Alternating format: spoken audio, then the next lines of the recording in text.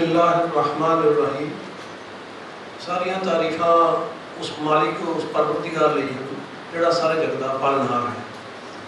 दूसरों के लिए जी और उनके काम आ, दूसरों के लिए जी और उनके काम आ, है 100 कुर्बानियों की ये कुर्बानी तेरी। एक गुरु नानक साहब का मैसेज दिया। एक मनी परमनी गल है कि हरेक देश ते कौम की आर्थिक ते परमार्थिक तरक्की विच एकता ने बहुत बड़ा हिस्सा पाया है। सच तो यह है कि एकता तो बिना कोई कौम एक कदम भी अगे नहीं बढ़ सकती। संसार का इतिहास गवाह है कि जिन्होंने कौमां ने अनेकता को अपनाया तो फुट प्यारिया है, वो सदा ही संसार की दौड़ में पिछे रही। इसे करके गुरमत ते इस्लाम ने एकता ते बहुत बड़ा जोर दिता है। जिमें कि गुरबानी में फरमाया गया है, मिलवे की महिमा बर न सको नानक परै परीला, गुजरी महला 5वां अंग 498। अर्थात मैं मिल बैठन ते एकता की महिमा वर्णन नहीं कर सकता, ये परे तो परे उच्ची तो उच्ची है। पवित्र कुरान में एकता बारे ये फरमाया गया है, वसुलहु खैर, सूरत निसा आयत नंबर 128। अर्थात एकता सुलह सब तो चंगी गल है। एक उदाहरण ही मैं एकता की महत्ता इंपोर्टेंस को सौखे ढंग समझाने की यत्न करदा। मान लो एक व्यक्ति के 2 पुत्र हैं जिन्होंने वो बहुत प्यार करता है, किसी कारण उन्होंने दोनों भरावां विच कुछ भर भुलेखे पै जाते हैं तो वो एक दूजे नाल मिलना जुलना छड़ देंगे, बोलना छड़न। तो उन्होंने पिता को नेचरली बहुत दुख होगा कि दोवें उहदे पुत्र ने। हुण जे कोई सज्जन समझावे आके उन्होंने दोनों भरावां सुलह करा दे, एकता करा दे, तो उन्होंने पिता उस सज्जन तो बहुत खुश होता है। हुण जरा असीं विचार करिए कि जो कोई सज्जन 2 अजिहियां कौमां जिन्हां दा मुढ़ला विश्वास मुढ़ला अकीदा एक है, उन्हां विचकार पै भर भुलेखिਆਂ ਨੂੰ दूर करके फिर तो उन्हां च एकता कराउण दा साधन बन जाए तो सच्चा साहिब सच्चा रब उस तो कितना खुश होगा, इसका अनुमान असीं नहीं ला सकते। जिस तरह 10वें गुरु साहब का फरमान है, जिन प्रेम कियो तिन ही परम पायो। जे रब को पाना चाहते हो तो उससे बनाए हुए बंदे को प्रेम करो। एक बार हज़रत मोहम्मद सल्लल्लाहु अलैहि वसल्लम ने अपने सुहाबा तो पूछा, सुहाबा ने साथियों कि इस्लाम का सब तो मजबूत अमल केड़ा है? किसी ने कहा नमाज, किसी ने कहा रोज़ा, किसी ने कहा हज, किसी ने कहा जहाद, इस्लाम वास्ते लड़ना, जहाद करना या अपने गुनाह के खिलाफ लड़ना। जहाद असल जद्दोजहद तो बनया अपनी बुराइयां दे अपने पापों के खिलाफ लड़ना। तो हज़रत मोहम्मद सल्लल्लाहु अलैहि वसल्लम ने सारियां दे जवाब नूं नकार के फरमाया कि इस्लाम का सब तो मजबूत अमल है मुहब्बत, मुहब्बत, मुहब्बत अर्थात प्रेम। एक सच्चाई है कि श्री गुरु नानक साहब वालों कायम कीतियां सिखां ते मुसलमानों के विचकार जो साझां सीआं और 10वें गुरुआं साहिबान के समय वधदियां फुलदियां ते परवान चढ़दियां रहियां।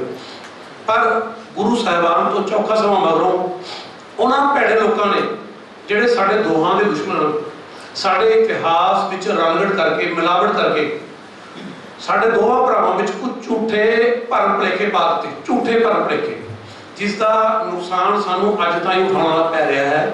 और उसका एक बहुत बड़ा भयानक ज्वालामुखी विस्फोट भारत पाक वंड समय 1947 असीं देख चुके हैं, जदों पंजाबियों का कतल होया, पंजाबियों का कतल होया ते पंजाब का कतल होया। भविख विच अजिही कोई घटना फिर तो ना वापरे, इसलिए इस तरह के एकता के प्रोग्राम बहुत जरूरी ने। इसलिए बहुत ही बधाई के पात्र ने ते मुबारकबाद दिया करने हकदार ने साडे काबिले एहतराम जनाब संत बाबा हबीब सिंह जी, जिन्हों की तुम नाले कोशिश चल रही है। इतिहास की गल करिए तो मैं थोड़ी पहले शेर सुनाना, डॉक्टर इकरामा इकबाल ने गुरु साहब बारे कहा सी, फिर उठी आखिर सदा तौहीद की पंजाब से, हिंद को एक मर्दे कामिल ने जगाया ख्वाब से। सदा कहते आवाज को तौहीद रब की एकता, मर्दे कामिल संपूर्ण दरवेश, ख्वाब सुपना। गुरु नानक साहब जी वो कामिल दरवेश सन, वो संपूर्ण दरवेश सन जिन्होंने जात पात वहमां भरमां के गलत धार्मिक रीति रिवाजों के विरुद्ध तौहीद दा रब दी एकता दा बिगल बजा के लोगों को जागरूक किया। जितों तक साड़ी साझा की गल है, जीवन कथा गुरु नानक देव पन्ना नंबर 322 का एक सिख विद्वान लिखते हैं कि बगदाद के मुसलमानों नाल वचन विलास करते हुए गुरु साहब ने फरमाया सी केवल इस करके कि मैं उस इको एक दा उपासक ने बात गुजार पूजा करने वाले जिस जिहा ते जिस जिड्डा होर कोई नहीं है, उस एक दे नाल किसी दूजे नूं रलाउणों ना करन करके मैं इस्लाम दी निरोल वहदानी दे रसूल दे घेरे नेड़े हां। वहदानी दी इको एक फारसी के प्रसिद्ध विद्वान मोहसिन फानी ने श्री गुरु नानक साहिब जी बारे ये हामी भरी है, नानक कायल तौहीद बारी भूत दबिस्तान मज़ाहिब पन्ना 223, अर्थात श्री बाबा नानक जी तौहीद रब दी एकता दे कायल सन। संसार विच इंसानियत तो बाद जी सब तो बड़ी सांझ है वो अकीदे की सांझ है, विश्वास की सांझ है। ये वो विश्वास की सांझ थी जिहड़ी श्री गुरु नानक साहब ने साडे विचकार कायम की थी और ये कायम रहेगी। इतिहास दसदा है कि गुरु साहब की संसार च आमद तो पहला ही साडियां सांझां दा सिलसिला शुरू हो गया सी। जिस तरह के सिख विद्वान प्रोफेसर मोहन सिंह जी लिखते हैं कि जो गुरु साहब का संसार च आमद होनी सी तो उस तो ठीक पहला राय बलाल ने एक सुपना वेख्या सी कि तलवंडी विखे एक नूर दा दरिया बगेगा जो लोगों के वीरान पै मनां नूं दिलां नूं रब्बी नूर नाल रोशन करेगा। गुरु साहब के आगमन चलो होया तो उसका नक्शा प्रोफेसर मोहन सिंह जी इदा लिखते हैं, उसे ही पल जन्मिया कालू दे घर बाल, माता तिरपता हो गई तक्कन सार निहाल, लाया दाई दौलतां चुक कलेजे नाल, कोसे पानी नाल फिर दिता तुरत निहाल, पट दे विच लपेटिया कीती तुरत संभाल, फिर बिस्मिल्ला आके दिता शहद चटाल। नानक प्रकाश पत्र का मार्च 1969। तो गल की दौलतां वो वट पागी मुसलमान दाई सी कि जिसने संसार विच सब तो पहला बाबा जी के नूर बाने मुखड़े नूं वेखण दा मान प्राप्त किया सी। भाई साहब भाई अकबर सिंह जी बागड़ियां सिंह सभा पत्रकार जनवरी 1977 में लिखते हैं, राय गुरु नानक देव महाराज विच रब्बी नूर वेखण वाला सब तो पहला राय भोज की तलवंडी का सरदार राय गुलाम मोहम्मद भट्टी सी। ज्ञानी ईश्वर सिंह जी अपनी किताब कतक विसाख नहीं कतक दे पन्ना 86 लिखते हैं, राय गुलाम ने नानक प्यार अंदर ही राय भोज की तलवंडी का नाम बदल के ननकाना साहिब रखा सी। गुरुद्वारा गजट फरवरी 1979 में लिखता है, राय गुलाम मोहम्मद भट्टी 1500 मुरबे जमीन का मालिक सी। मैं सांझे की गल कर रहा साड़ियां सांझां चलियां आ रही हैं, जिस विचों उसने 750 मुरबा जमीन लगभग 90,000 बिघे जमीन गुरु साहब के नाम अर्पण कर दी सी, लगवा दी सी। इतिहास ये भी दसदा है कि श्री गुरु नानक साहब के मन में भी अपने प्यारे राय बुलार लिए बड़ा प्यार ते सत्कार सी।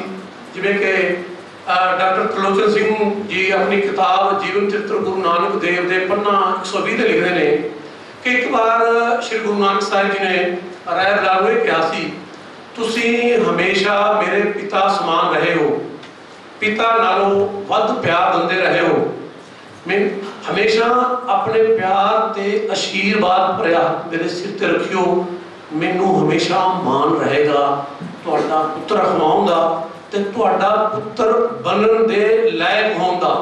राय जी मैं तुहानू कल पुछ सकदा हां, कदे पुत्र भी पिता नूं पुछ सकदा है? देखो इसके एक एक अखर विच किस तरह का प्यार चल रहा है। इस किताब के पन्ना नंबर 121 ते डॉक्टर साहब लिखते हैं कि गुरु साहब ने राय बुलार को भी कहा सी, राय जी तुहाडे घर का खाना ते तुहाडी बेगम के हाथ के पकवान मेरे लिए देवतियां के वरम भोजन नालों पवित्र हैं। शब्द गौर करिए जरा। हुण जब मैं कई दिन सूफी फकीरां दे डेरे कटदा हाँ तो मेरा आहार मर्दाना ही तैयार करदा जा लिया है, तां तुहाडे घर का खाना तां मेरे लिए अमृत होवेगा। इत्थे विचार करने वाली गल है कि कि गुरु साहब दे मुसलमानां नाल प्यार की कोई हद है? गुरु साहब दे ते राय बरार दे इसी प्यार नूं सामने रखते हुए प्रसिद्ध सिख विद्वान भाई वीर सिंह जी लिखते हैं नानक प्रकाश संपादक 295 तलवंडी दे राय बरार दा सिदक असां लई सिक्ख्यादायक है। गुरु नानक चमत्कार विच भाई वीर सिंह जी ने इस प्यार को मुखरा के इदा लिखा है, दे दाता ओ नैन सानू ओ तेनू ते तेरे प्यारिਆਂ ਨੂੰ पछाणन वाले नैन। ओ हाँ हे दाता अज दे सानू राय बरार वाले नैन, बाबे कानू वाले नहीं। हे दाता दे सानू ओ नैन, दान कर सानू ओ नैन जो असी भी तेनू देखिए जिवें तेनू डिठा सी राय बरार ने। एक कितनी सोहनी गल है कि राय बरार एक पट्टी राजपूत मुसलमान सी ते उसने श्री बाबा नानक जी नूं अजिहियां नज़रां नाल देखिया सी जो अज एक नमूने का काम दे रही ने। ते भाई वीर सिंह जिहा विद्वान भी उन्हां नैना की मंग कर रहा है जिन्हां नाल राय बरार ने श्री बाबा नानक जी नूं देखिया सी। हुण इत्थे मैं माफ करना, मैं अपने विषय तो थोड़ा जिहा हट रहा हाँ। कुछ अजिहियां गल्लां ते चर्चा करन लई जिहड़ियां जिन्हां नूं समझना अज समय की वड्डी लोड़ है। जिवें बाबा जी ने पहले दस्सिया सी, मनुखी इतिहास गवाह है कि समय समय ते होए विभिन्न हाकमां ने अपनी हुकूमत नूं कायम रखण लई हर योग ते अयोग ढंग अपनाया। किसी भी हाकम की हुकूमत नूं उसका धर्म जां उसदे धर्म की हुकूमत नहीं कहा जा सकता। खानदाना ते आधारित बादशाह नूं धर्म की हुकूमत समझना उक्का ही गलत है। जिवें भारत विच खिलजी लोधी या मुगल खानदान के बादशाह था।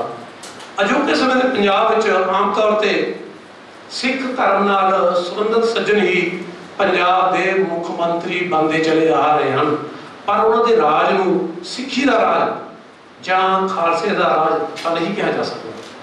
पार्टीशन तो बाद कितनी बार पंजाब विच गुरुद्वारियां दीयां ते श्री गुरु ग्रंथ साहब दीयां बेअदबियां होईयां ने, पर इन्हां बेअदबियां नूं असीं सिक्खी जां सिख कौम नाल नहीं जोड़ सकते।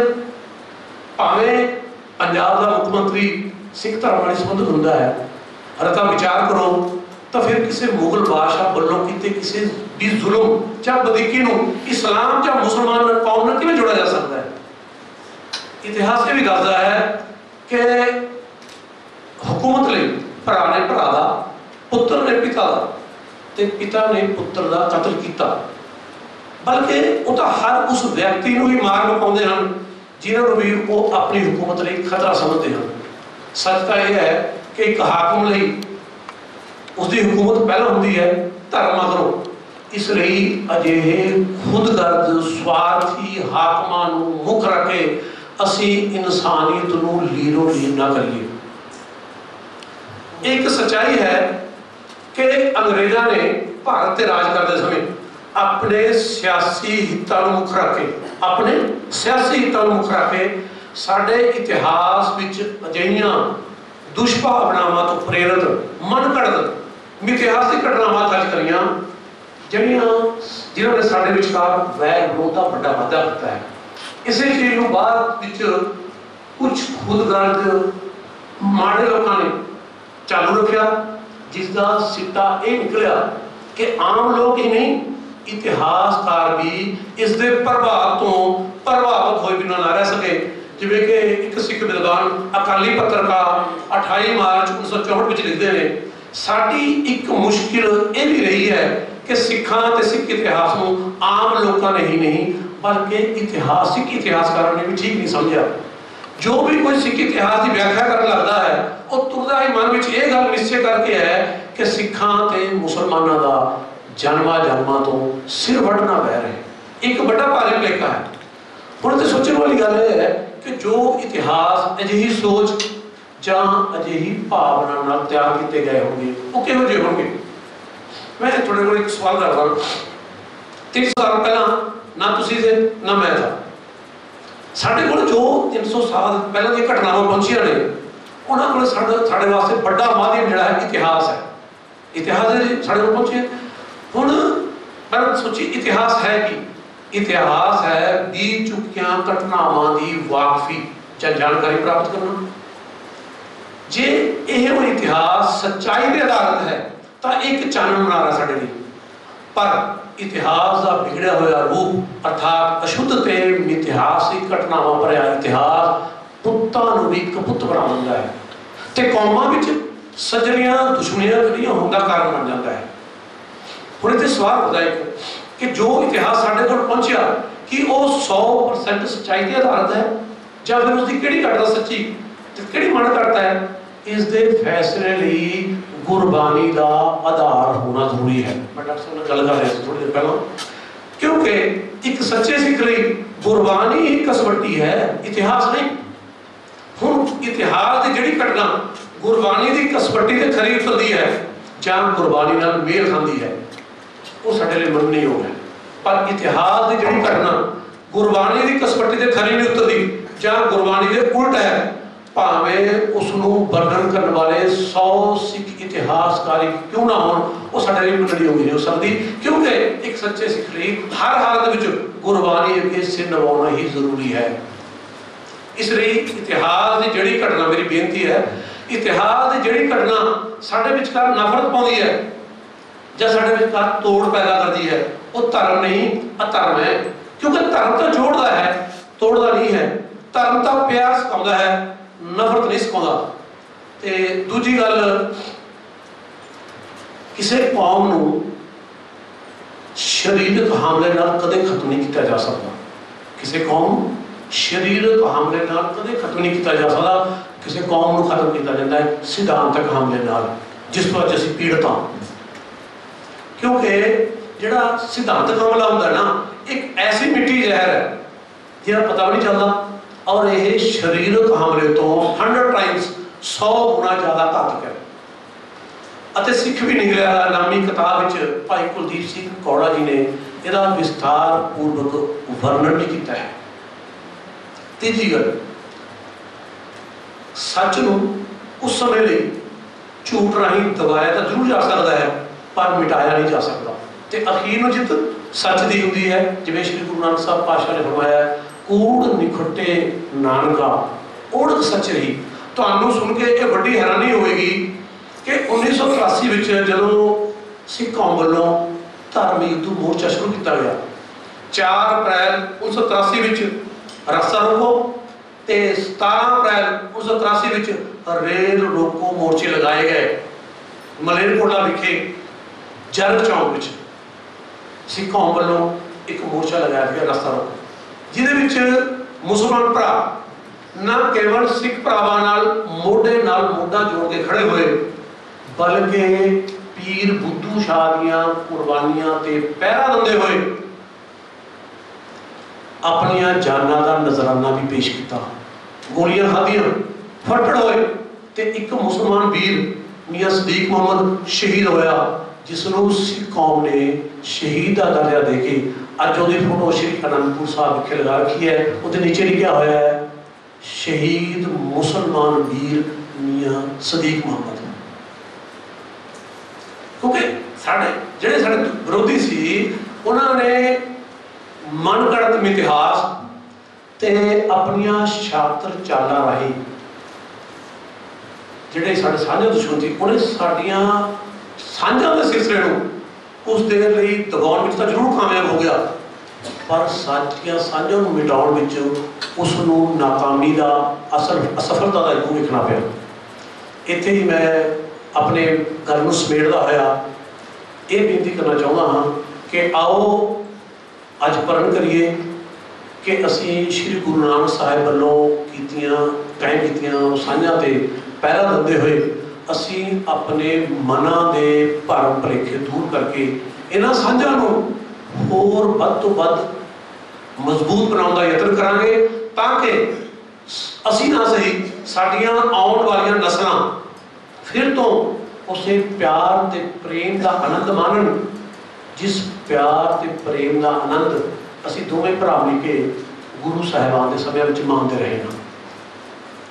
सिख मुस्लिम साझा ऑर्गेनाइजेशन का यह मकसद है कि मन घड़त इतिहास का जो धूड़ साढ़े इतिहास से पै गई सी उसनूं झाड़िया जाए, ਤੇ ਅਸਲ ਸੱਚਾਈਆਂ ਨੂੰ ਸਾਡੇ ਸਾਹਮਣੇ ਲਿਆਂਦਾ ਜਾਵੇ, ਕਿਉਂਕਿ ਹੁਣ ਤੱਕ ਸਾਨੂੰ ਤਸਵੀਰ ਦਾ ਇੱਕ ਰੁਖ ਹੀ ਦਿਖਾਇਆ ਜਾਂਦਾ ਰਿਹਾ ਹੈ, ਇੱਕ ਰੁਖ ਹੀ ਦਿਖਾਇਆ ਜਾਂਦਾ ਰਿਹਾ ਹੈ, ਮਿਥਿਹਾਸਿਕ ਰੁਖ। ਤੇ ਇਤਿਹਾਸਿਕ ਰੁਖ ਜਾਣਬੁੱਝ ਕੇ ਸਾਡੀਆਂ ਨਜ਼ਰਾਂ ਤੋਂ ਉਹਲੇ ਰੱਖਿਆ ਗਿਆ ਹੈ। ਇੰਨੀਆਂ ਹੀ ਬੇਨਤੀਆਂ ਕਰਦਾ ਹੋਇਆ ਮੈਂ ਇਜਾਜ਼ਤ ਚਾਹੁੰਦਾ ਹਾਂ। ਕਿਸੇ ਪ੍ਰਕਾਰ ਦੀ ਭੁੱਲ ਚੁੱਕ ਲਈ ਮੈਂ ਖਿਮਾ ਦਾ ਜਾਚਕ ਹਾਂ, ਕਿਉਂਕਿ ਮੈਂ ਕੋਈ ਵਿਦਵਾਨ ਤਾਂ ਹੈ ਨਹੀਂ, ਇੱਕ ਸਟੂਡੈਂਟ ਹਾਂ ਜੋ ਆਪਣੇ ਬੜਿਆਂ ਤੋਂ ਸਿੱਖਿਆ ਵੀ ਉਹ ਪਾਠ ਦੀ ਸ਼ਕਲ ਤੁਹਾਡੇ ਸਾਹਮਣੇ ਪੇਸ਼ ਕਰਤਾ। ਤੇ ਆਖਰ ਵਿੱਚ ਇੱਕ ਵਾਰ ਫੇਰ ਮੈਂ ਏਕਤਾ ਦੇ ਇਸ ਪ੍ਰੋਗਰਾਮ ਲਈ ਆਪਣੀਆਂ ਦਿਲ ਦੀਆਂ ਗਹਿਰਾਈਆਂ ਤੋਂ ਬਾਬਾ ਜੀ ਦੀ ਖਿਦਮਤ 'ਚ ਮੁਬਾਰਕਬਾਦ ਪੇਸ਼ ਕਰਦਾ ਹਾਂ ਤੇ ਉਰਦੂ ਦੇ ਇੱਕ ਸ਼ੇਰ ਰਾਹੀਂ अपनी गल की समाप्ति करना हाँ। उनका जो काम है वो अहले सियासत जाने, अहले सियासत सियासी लोग उन्होंने काम होंगे नफरत फैलाना, पाड़े पाने, भर भलेखे पाने कुर्सी लिए। उनका जो काम है वो अहले सियासत जाने, मेरा पैगाम मोहब्बत है जहाँ तक पहुँचे, मेरा पैगाम मोहब्बत है जहाँ तक पहुँचे। सत श्री अकाल, अस्सलाम वालेकुम।